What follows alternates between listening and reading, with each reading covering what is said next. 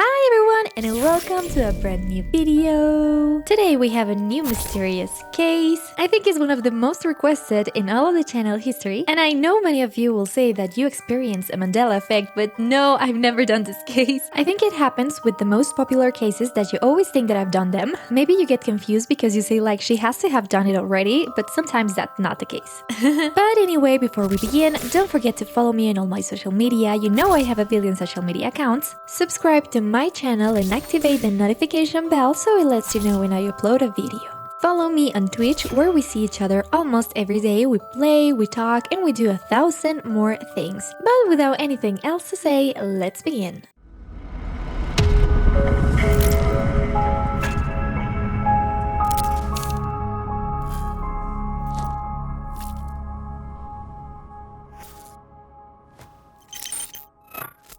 The case of the Zodiac Killer.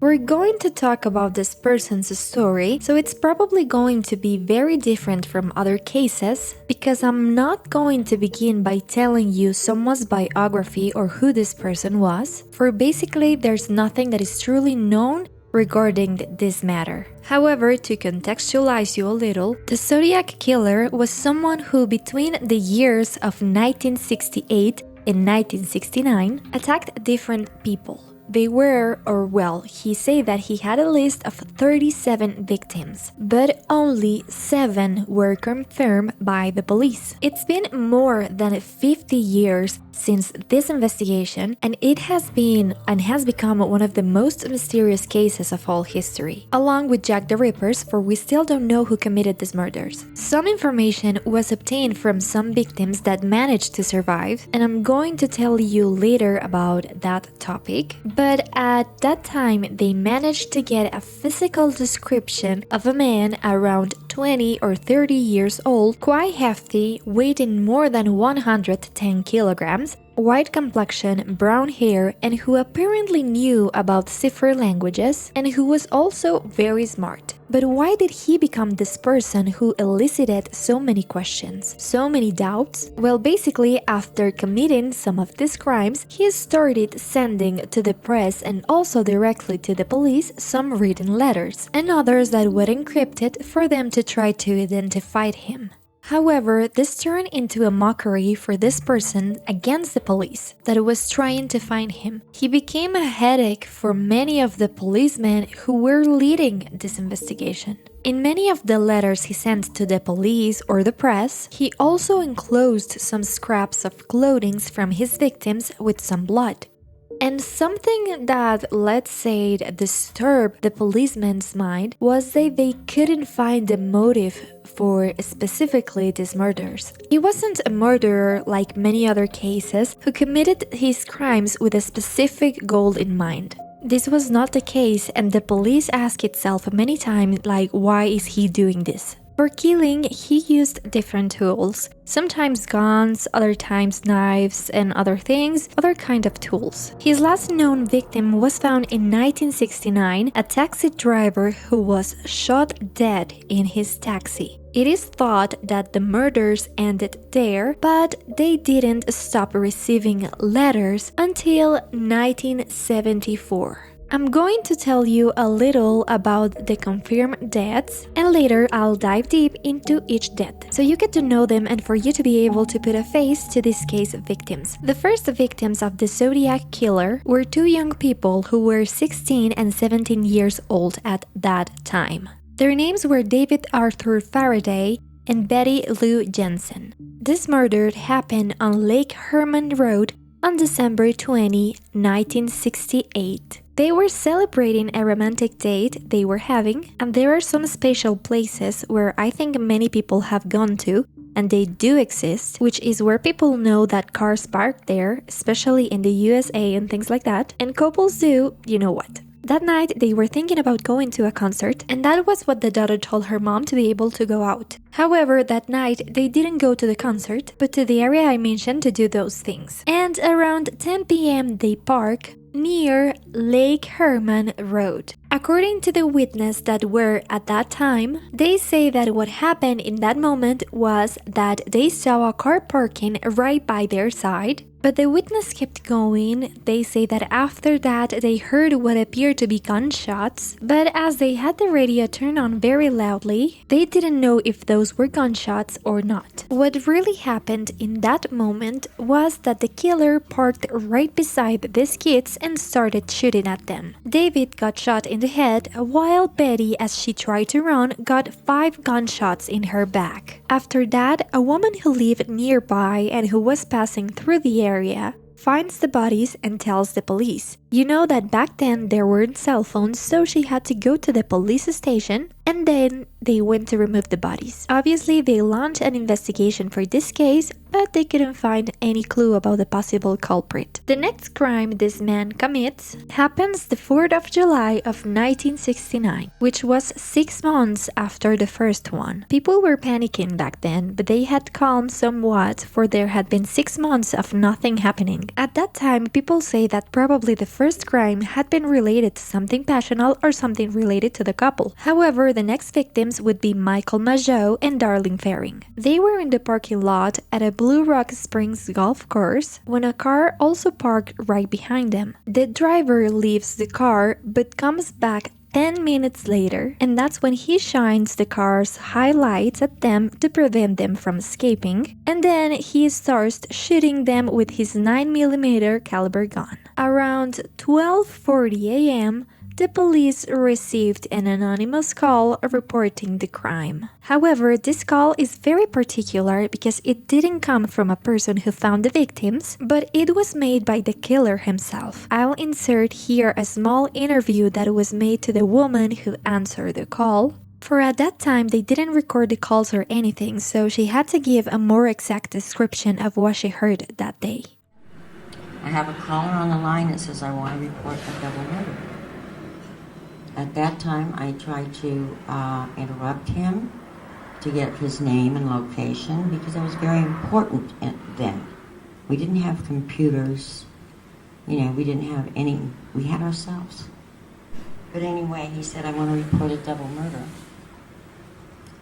If you go 1 mile east on Columbus Parkway to the public park, you will find the kids in a brown car. I shot them with a 9mm Luger, and I also killed those kids. And his closing was, goodbye. And of course, by that time I knew who I was. We didn't know him as the Zodiac. That was the first call he made.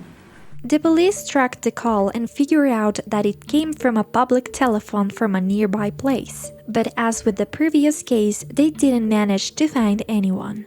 From this crime on is when the anonymous letters from this person start arriving to the media and the police. What's curious about these letters is that they contain, especially the ones that couldn't be understood, many secret codes that include some Greek symbols, some Morse code, astrological topics, which therefore led to link him with the fact that he called himself the Zodiac Killer. They were also normal alphabetical letters, among many other things that make deciphering the letters something very complicated.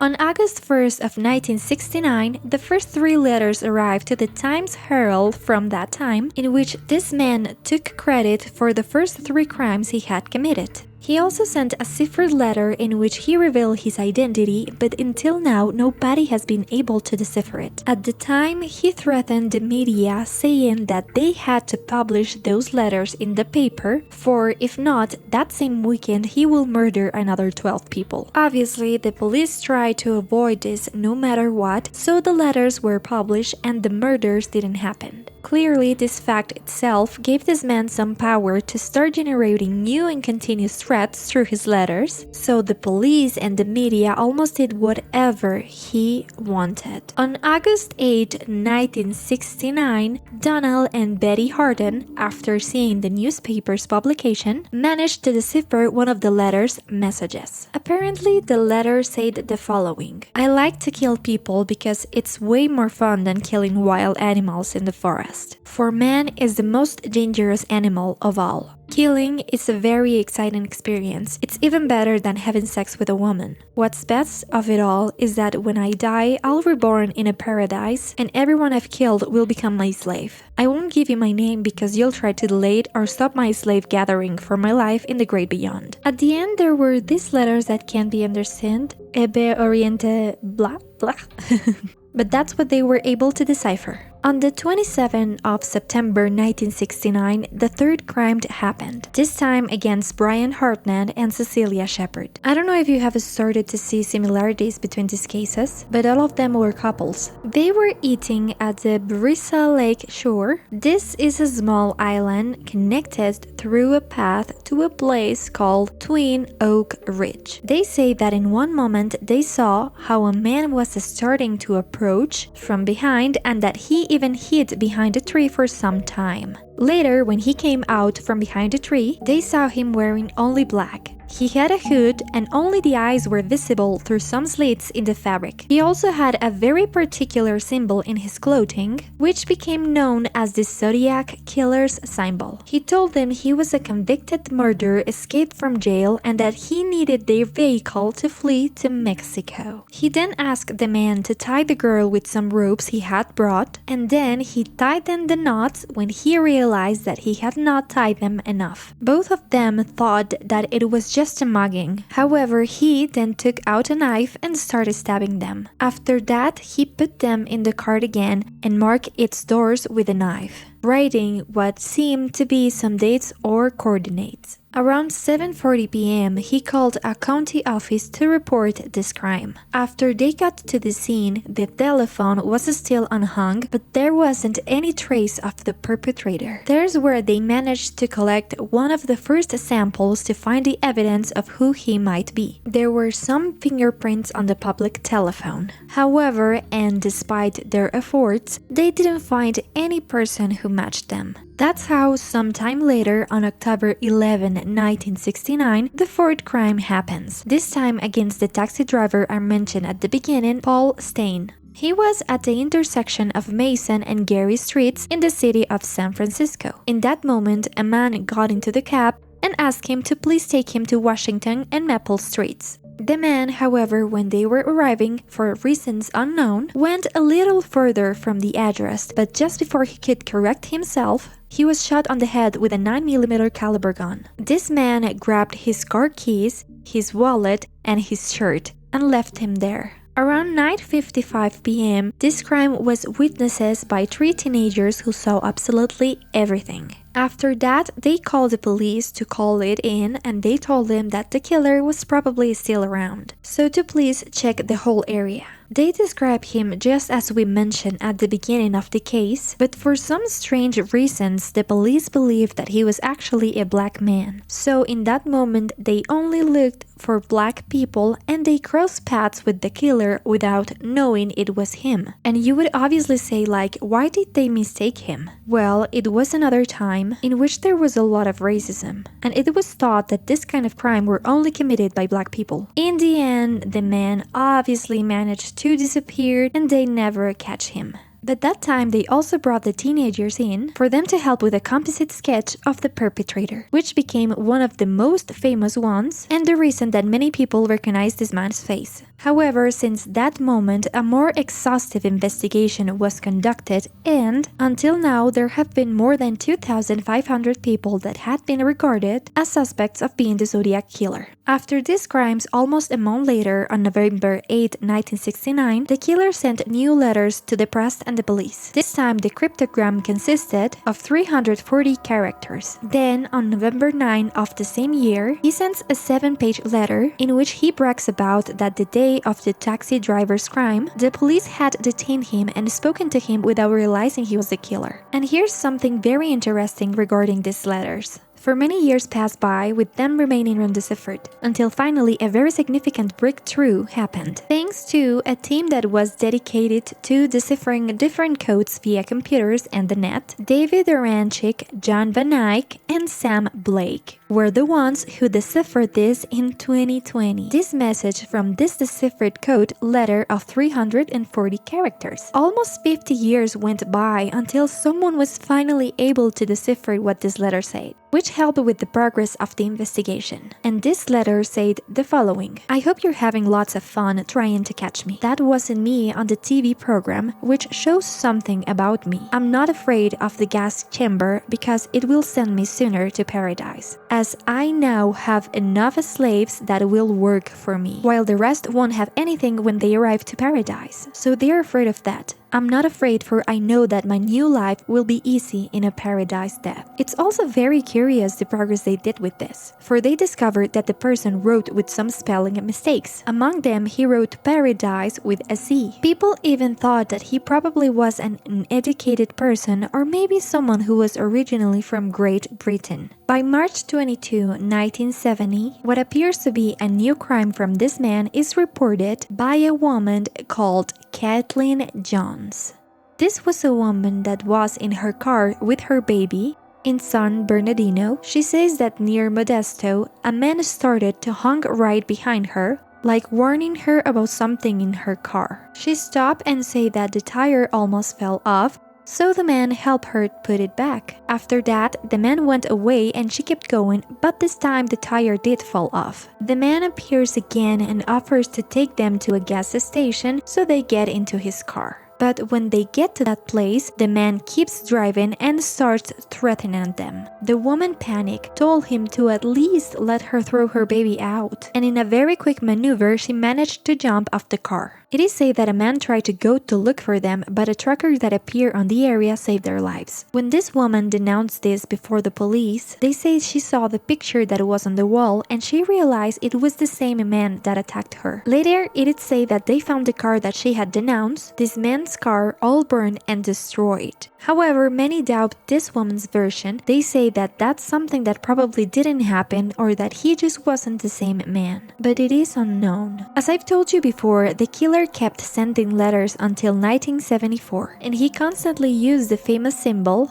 and on some occasions he even demanded that everyone started wearing pins with his logo. He also started threatening with planting bombs and attacking school buses, with killing some children among other things, if they didn't publish his letters on the newspapers. But these things never happened either. According to what they tell, there were more murders in that time, but unlike the others, those couldn't be linked directly to the Zodiac Killer. Although many thought they were his doing, others say that he only bragged about things he hadn't done, but it was unclear. The killer remained silent for around 3 years until on January 29, 1974, the Chronicle magazine received a sealed letter from this man, and inside the envelope there was even a review for The Exorcist movie, which said it was the best satirical comedy he had ever watched. Then, on February 14, they received another one with symbols that could be decoded with the word kill. On May 8, 1974,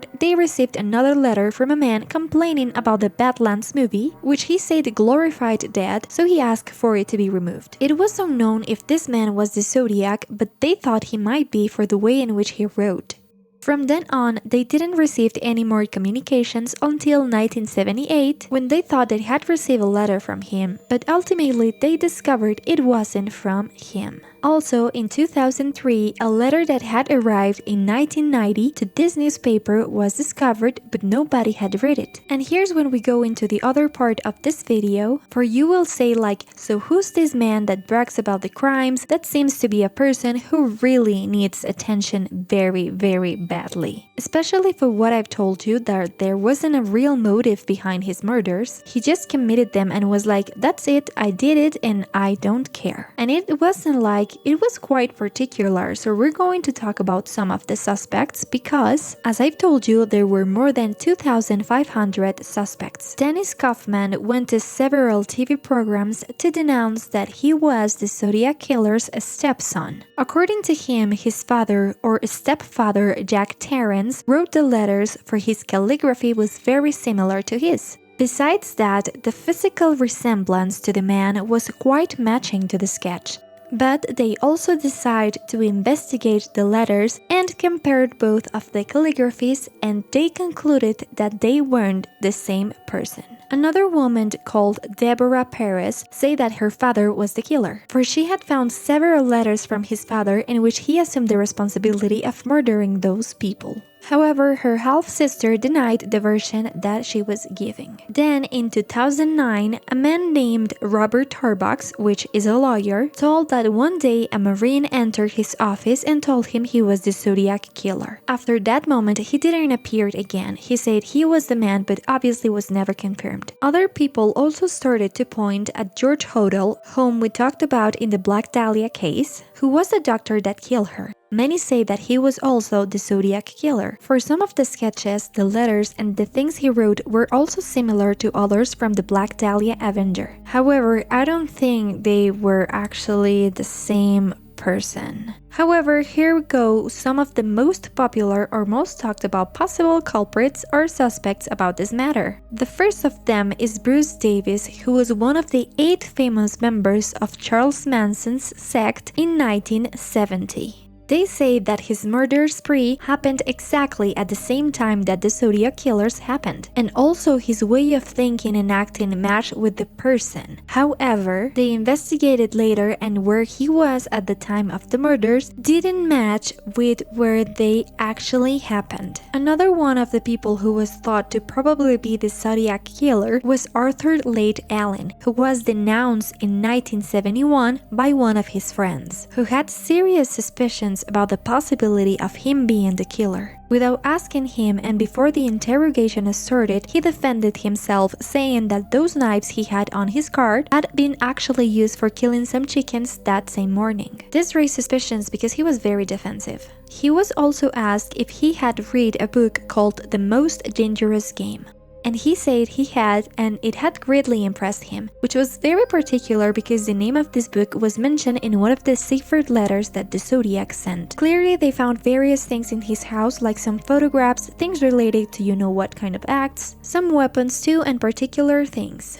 However, nothing could be linked to the murders committed. He became one of the main suspects, but in the end he was absolved, for there wasn't any evidence that proved he had committed those crimes despite his particular attitudes. They say that nowadays with the DNA test they couldn't match the samples they had with the killers. Another person who was thought to be guilty was called Ross Sullivan. They said he was related to one of the victims about whom the Zodiac Killer bragged, and he was called Cherry Joe Bates in 1966. He also worked at a campus where many people felt uncomfortable around him, and they even talked about some abuses or particular things about him. After Bates murdered, he stopped showing for work in a very suspicious way. He looked exactly like the Zodiac sketch. He also used the same language, the same way of writing, and there were some very similar things in their calligraphy. They also say that people who live near him sometimes receive poems or creepy letters from this man.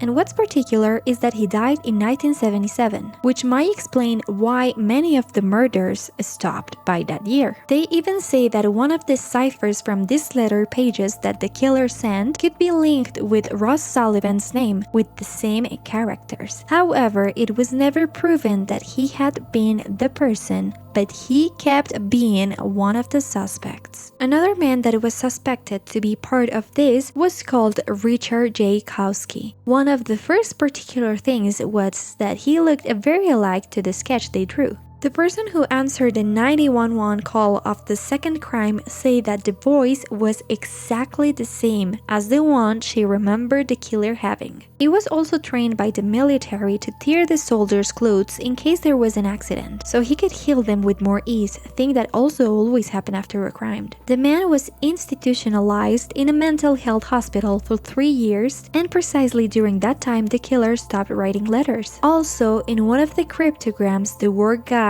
could be read, which many linked with the last name Gaykowski. It is also said that he went to some of the victims' funerals without nobody knowing who he was. He He even lived in a house that had a basement that the Zodiac Killer had mentioned in his letters, and none of the other suspects had the same basement. Besides that, they say that he had a pin-making machine, and as I've told you, the killer said one time that he wanted for everybody to wear pins with his logo. The last of the great suspect of this affair was Lawrence Kane, who in 1962 suffered a serious accident that left him with wounds and brain problems that were very delicate. He was a man of around 40 years. He was also quite tall, very hefty, which matched the Zodiac Killer's description.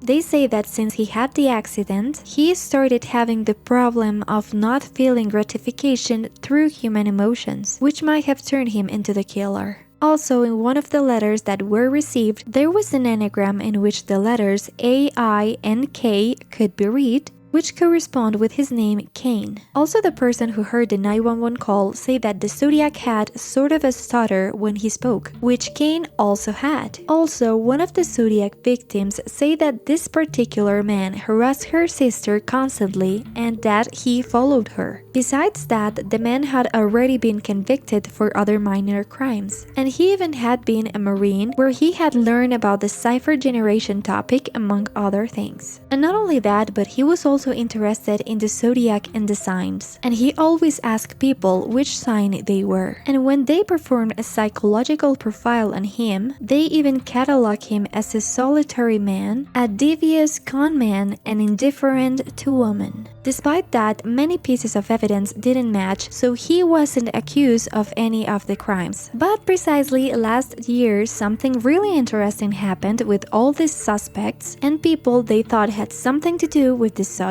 Killer. There's a group called Casebreakers, which are retired and certified military intelligence journalists that work together to be able to discover the identity of this man. They say that according to their investigation, the real culprit of this crime is a man called Gary Francis Post, who died in 2018 when he was 80 years old.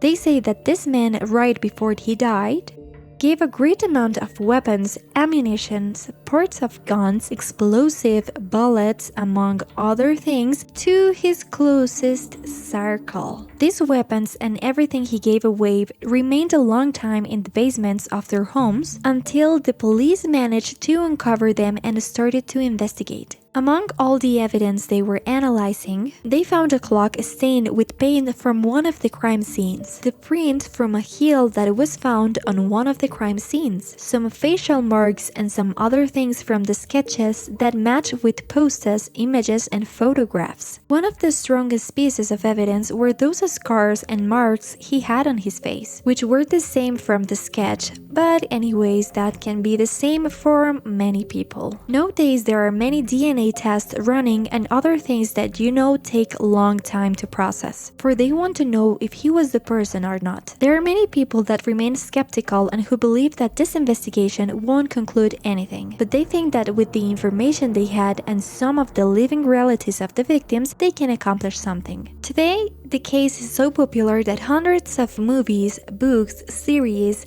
video games, among other things related to the killer had been made. But there's also been much speculation about things like, for example, the killer not being just one, but an organization of 4 people. All that given the shape of the symbol and these things they sent.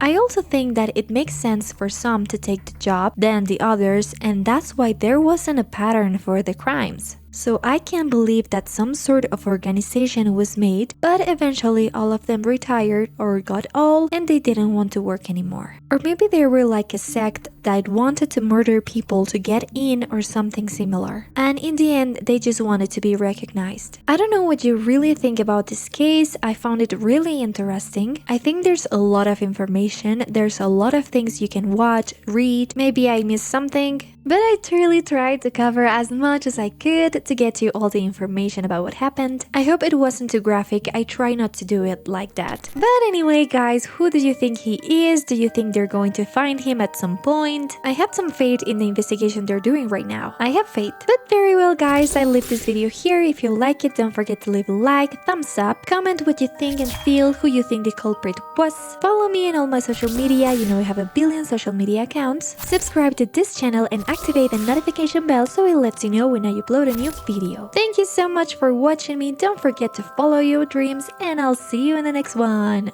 Bye!